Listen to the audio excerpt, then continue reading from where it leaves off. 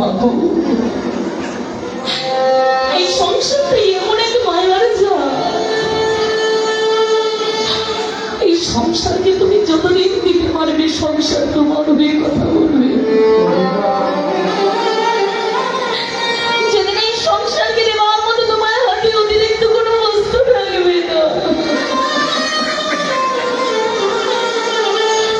সেই সংসার যে তোমার হয়ে একটা কথাও বলবে না। কি করো আমি জগতে জগতে যার ভজন পূজন সাধন করার কথা ছিল, তার ভজন পূজন সাধন হলো। যে অমূল্য প্রেম রত্নটুকু নিয়ে এসেছিলাম হৃদয় মন্দির করে কেবলই একান্ত নয়নে জলে তার জন্মে সবে দেব বলে,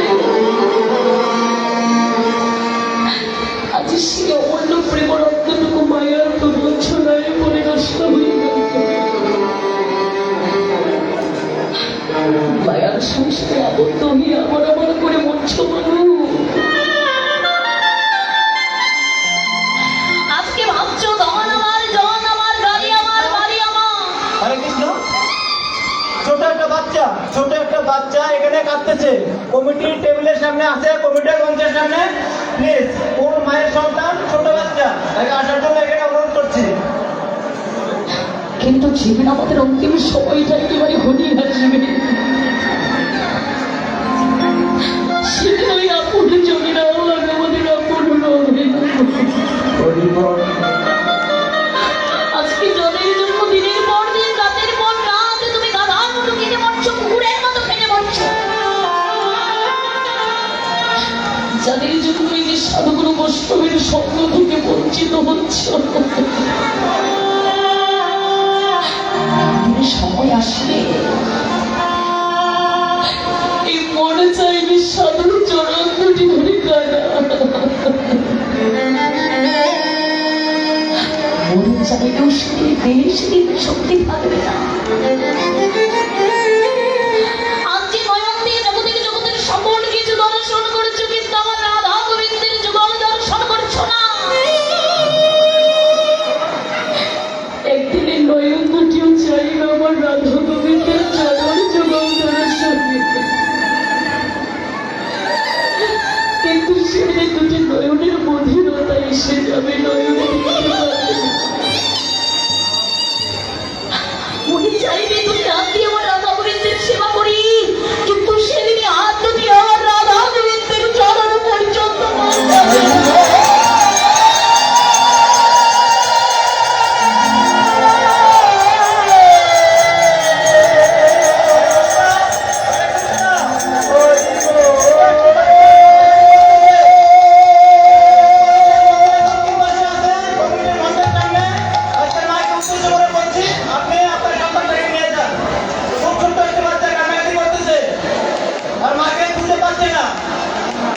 বললাম এই জগতে জগতে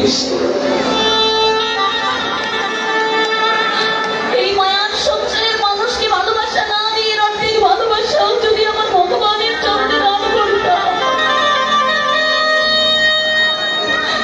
যদি আমার ভগবানের চরণে দান করতাম, ভগবানের জন্ম জনভিত্তরে জীবনের সঙ্গের সঙ্গী হয়েছে।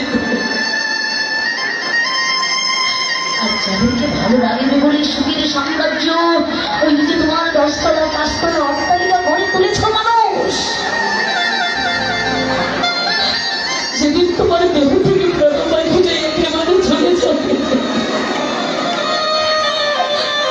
সেদিন কোথায় থাকবে তোমার 10তলা, কোথায় থাকবে 5তলা? সেদিন তোমার একটি জায়গা হবে, সেটা হলো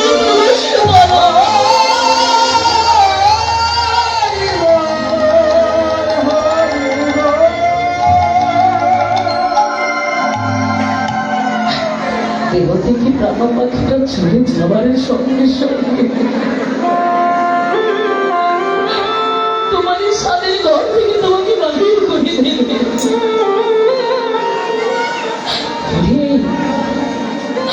ওকে ঘর থেকে বাহির করে দিয়ে ঘরের অমঙ্গল হয়ে যাবে। যাদের মঙ্গলের জন্য সারাটা জীবন তুমি বিসর্জন দিবে,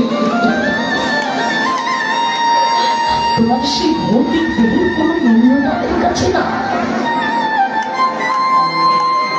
সেদিন তোমারই আপন জনেরা চারজনাতে কাঁধে করে তোমার ওই মৃত দেহটাকে নিয়ে শ্মশান ঘাটে চলবে। বলো হরি হরি বল, বলো হরি হরি বল, বলো হরি হরি বল।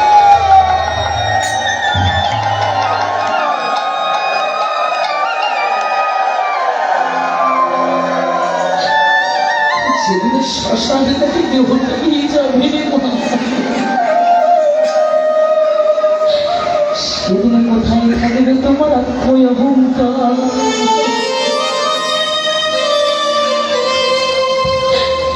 সেদিন কোথায় থাকবে তোমার আপন পরিজন?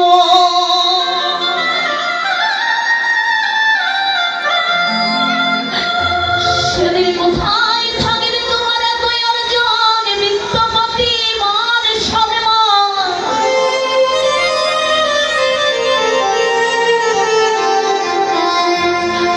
যেদিন তোমার দেহখানা চিতার মধ্যে সাজাই দেবে,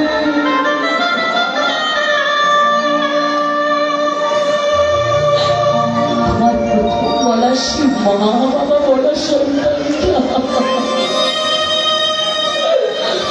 তোমার দেহখানার মধ্যে আগুন লাগাই দেবে গো।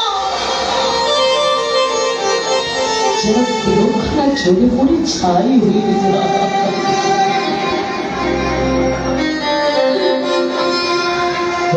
সোনা রঙ্গ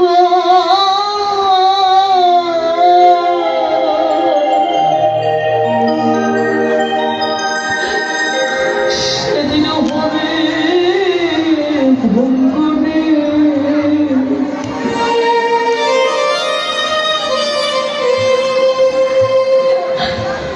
তোর সোনা রঙ্গ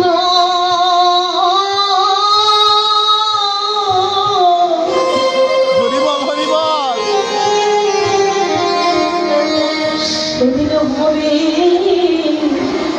ভঙ্গরে। মানুষের চিতাই ঝুলে যেদিন হবে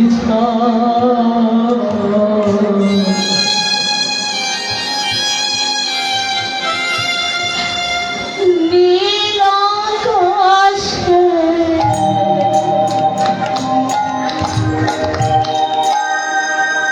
যাবি ওরে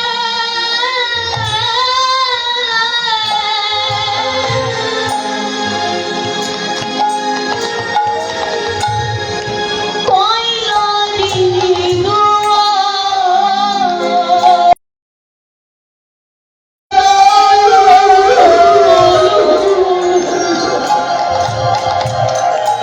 সেদিন হবে ভাঙনে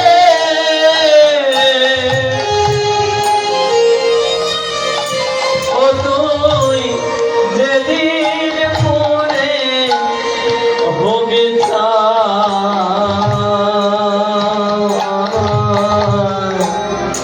নীল আকাশে যাবি ওরে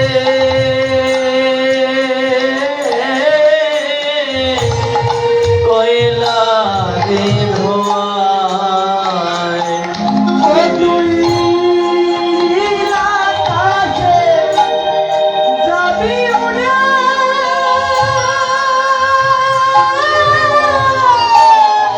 কয়লা রে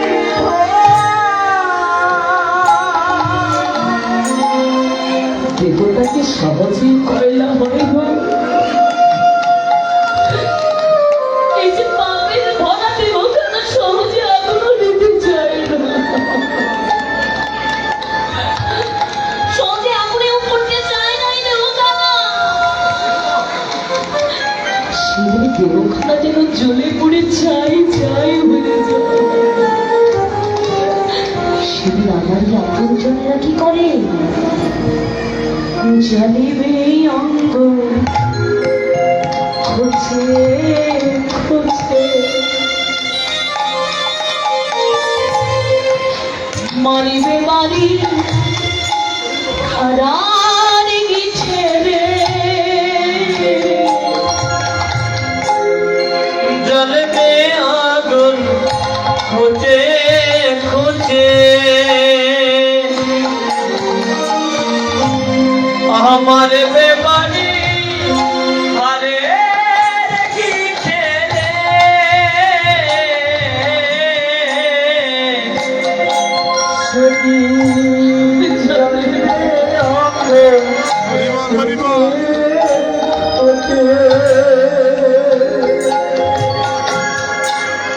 মারিবে বাড়ি হারে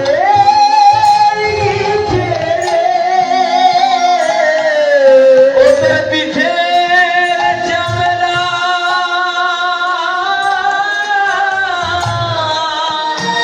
বেশ ভাই সেদিন যাবে খোঁজে ওদের পিঠে চামেলা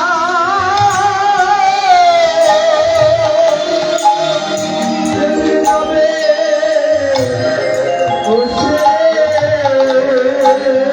হাত গোলাবে কে তোর গা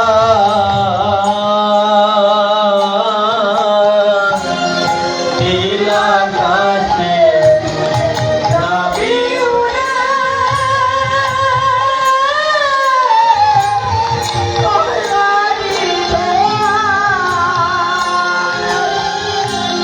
নীলা আকাশে যাবি উড়ে কইলা রে হয় সেদিন কোথায় যাবে তোমার আত্মহংকার মানু? সেদিন কোথায় যাবে তোমার জীবনের সকল অর্জন? কোথায় যাবে তোমার এত নাম যশ খ্যাতি এত অর্জন নিত্য প্রতিমধ্যে? এই জাগতিক জগতের মান সম্মান আত্মহংকার ধৈর্য সেদিন যে কিছুই সঙ্গে তোমার যাবে না গো। সেদিন জগতের একটি বস্তুই তোমার সঙ্গে যাবে, আর সেটা কি? মধুর হরি নাম যাবে